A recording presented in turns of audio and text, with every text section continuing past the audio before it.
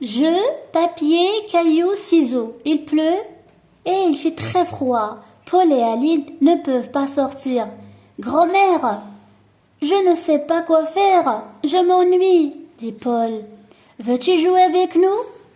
Je suis trop vieille pour jouer avec vous, répond la grand-mère. Mais je veux bien vous apprendre un jeu. Les yeux de Paul et d'Aline brillent de joie. Asseyez-vous à cette table, l'un en face de l'autre. Mettez votre main droite derrière le dos. C'est fait? Maintenant, vous comptez ensemble 1, 2 et 3. Et vous posez votre main droite sur la table devant vous.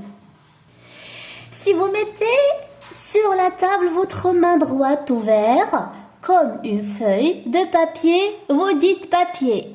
Si vous mettez sur la table votre poing fermé, tout rond comme un gros caillou, vous dites caillou. Si vous mettez sur la table votre main fermée, en ouvrant deux doigts comme des ciseaux, vous dites ciseaux.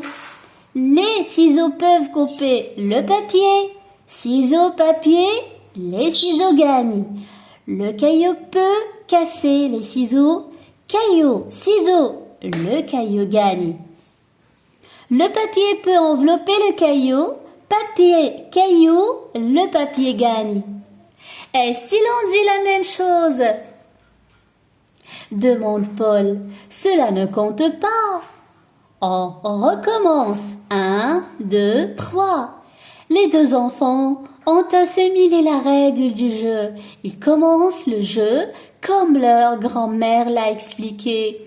Pendant une vingtaine de minutes, on entend dans la maison silencieuse que cailloux, ciseaux, papier.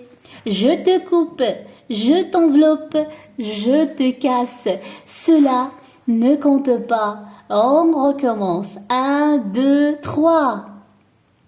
Nous supportons les cris des enfants. Grand-père sort de la chambre et leur dit « Vous me cassez la tête avec vos cailloux, vos ciseaux et vos papiers. Allez, jouez ailleurs !» Alors le texte c'est, donc l'auteur s'appelle Théodore, jeu d'enfant. Alors regardons les questions de compréhension, on va les lire ensemble. Pourquoi Paul et Aline ne peuvent pas sortir? Alors la réponse est, donc on doit toujours former, donc on doit dire des phrases qui sont complètes. Alors on doit former des phrases complètes, on va répondre comme ça. Alors Paul et Aline ne peuvent pas sortir car il fait froid. La question suivante, numéro 2, à qui s'adresse Paul? Donc la réponse, Paul s'adresse à sa grand-mère. Question numéro 3, pourquoi la grand-mère ne peut pas jouer avec les enfants? Pourquoi?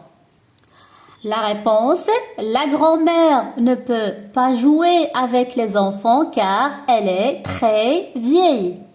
La question suivante, que décide la grand-mère? Que décide la grand-mère? La grand-mère décide de leur apprendre un jeu. La grand-mère décide de leur apprendre un jeu. Question suivante, de quel jeu s'agit-il? De quel jeu s'agit-il? Donc, il s'agit de cailloux, papier, ciseaux. D'accord? Question numéro 6. Que fait-on avant de poser la main sur la table? Que fait-on avant de poser la main sur la table? La réponse de la 6e question, on compte 1, 2 et 3. La 7e question, avec quelle main joue-t-il? Avec quelle main joue-t-il? Donc, elle joue avec la main droite. Question numéro 8. Quand une main indique le papier et l'autre indique les ciseaux, qui gagne? D'accord, je répète, quand une main indique le papier et l'autre indique les ciseaux, qui gagne? Alors, qui gagne? Très bien, donc ce sont les ciseaux qui gagnent parce que le ciseau peut couper le papier. La question numéro 9, quand une main indique le caillou et l'autre indique le papier, qui gagne? Donc bien sûr, c'est le papier qui va gagner parce que le papier peut envelopper le caillou. La question numéro 10, le grand-père est-il content? Pourquoi? Alors la réponse, donc le grand-père n'est pas content parce que les cris des enfants lui cassent la tête.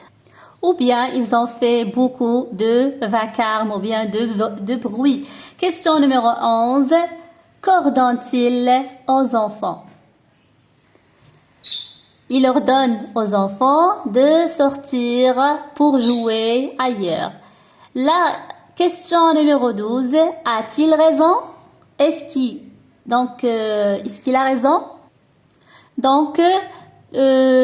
À mon avis, il n'a pas raison parce qu'on ne doit pas faire sortir les enfants ailleurs. Donc voilà. Alors passons, mes chers enfants, à j'enrichis mon capital lexical, relève dans le texte 3 mots en rapport avec le corps. On va chercher 3 mots qui ont un rapport avec le corps. Bien, on a main, poing et tête. Question numéro 2. Que veut dire le mot un caillou? Emploie-le dans une phrase. Donc je répète, cherche le mot enveloppé dans le dictionnaire. 4e question, cherche le contraire de droit, c'est à gauche ou bien gauche, sur et fermé. Donc sous et ouvert. La question 5, trouve les mots de la famille de jeu. Alors, on peut dire joueuse ou bien joueur, jouer. Donc, voilà. La dernière question, coche la bonne définition. Assimiler veut dire comprendre, demander, jouer. Alors ici, assimiler veut dire comprendre. Et on va terminer avec les mots difficiles. On a 4 mots ici. S'ennuyer. Quand on ne sait pas quoi faire, on s'ennuie. Les enfants s'ennuient quand il pleut car ils ne peuvent pas jouer dehors. Un caillou, on dit aussi une pierre. Caillou ou bien une pierre comme vous le voyez ici. Donc voilà le caillou ici sur la table. Donc voilà. Le ciseau.